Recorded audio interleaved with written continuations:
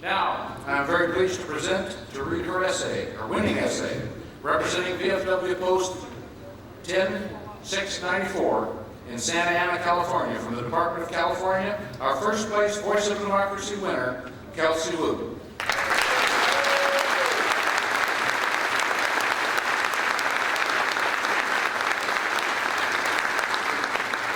Before I begin, I need to thank the VFW and the Ladies Auxiliary for providing myself and all of us with this amazing opportunity in this scholarship program. And I can't express how thankful I am for the people from the Post, for Santa Ana, the District 2 in California, and the Department of California. And this has just been the most amazing journey that I could have ever asked for.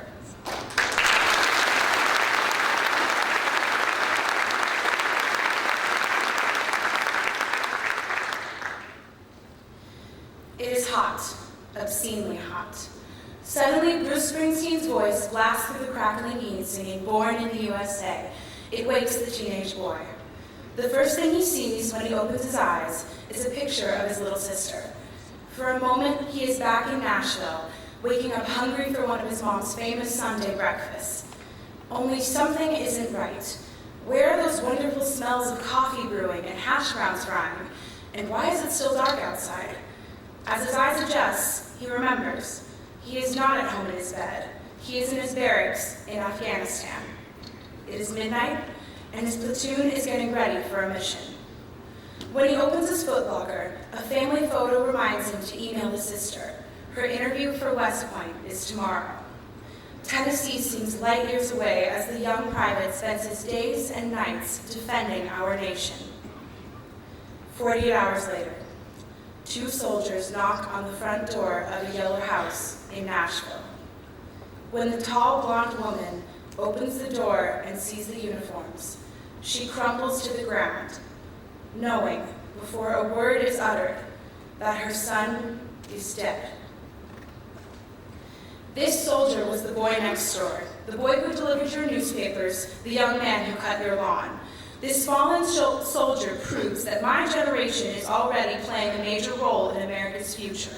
His unselfish sacrifice is a mirror of the best of my generation.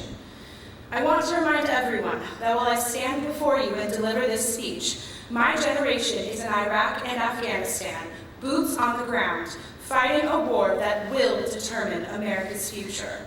The news footage from Afghanistan is the reality TV show that defines my generation. Not Jersey Shore, not the Kardashians. Young Americans are fighting and dying on the battlefield, coming home to be fitted for artificial limbs in order to defend democracy and our way of life. It is this generation of selfless young men and women that are playing a major role in America's future. That is why my generation will not allow ourselves to be defined by the media as selfish, spoiled young adults. Instead, my generation is ensured a role in determining our country's future because we are defined by men like Corporal Matthew Bradford, who at 19 became a blind double amputee when a roadside bomb in Iraq detonated. He learned to walk on prosthetic legs and has re-enlisted. He is serving at Camp Lejeune, where he works with wounded Marines to encourage them in their recovery. We are defined by women like Private Melissa Strzok, who at the age of 19 lost both legs while serving in Iraq when an IED exploded under her Humvee. With both legs severely injured, Private Strzok crawled to the burning vehicle and rescued a brother soldier. We are defined by the courage of an Afghan girl, Bibi Aisha. At 13, she was sold into a forced marriage. When she tried to flee, her nose and ears were cut off. She chose to seek justice against the Taliban and show the world her face. Now 18, she has come to America to start a new life. That is how my generation secures its role in America's future. We never give up. In every generation, there is a defining moment. For our parents, it was the day President Kennedy was assassinated. For our older brothers and sisters, it was 9/11. Many wonder, will there be a defining moment for my generation? Is it yet to come? My answer is simple. It is already here.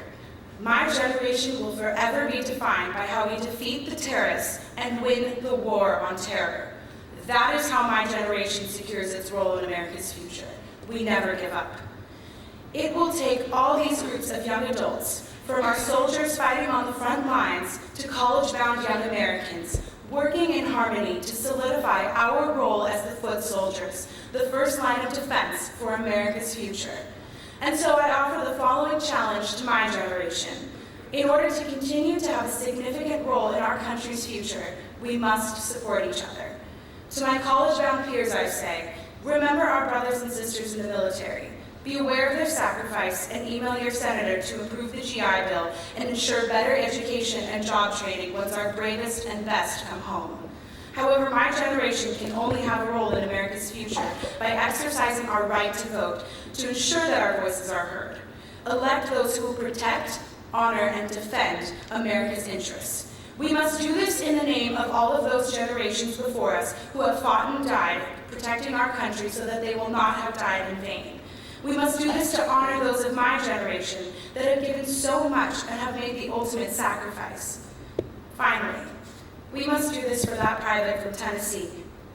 He will not be home for Christmas. He will not see his sister begin her career at West Point. But he will live on as an inspiration for my generation, living and dying to protect America's future. Thank you.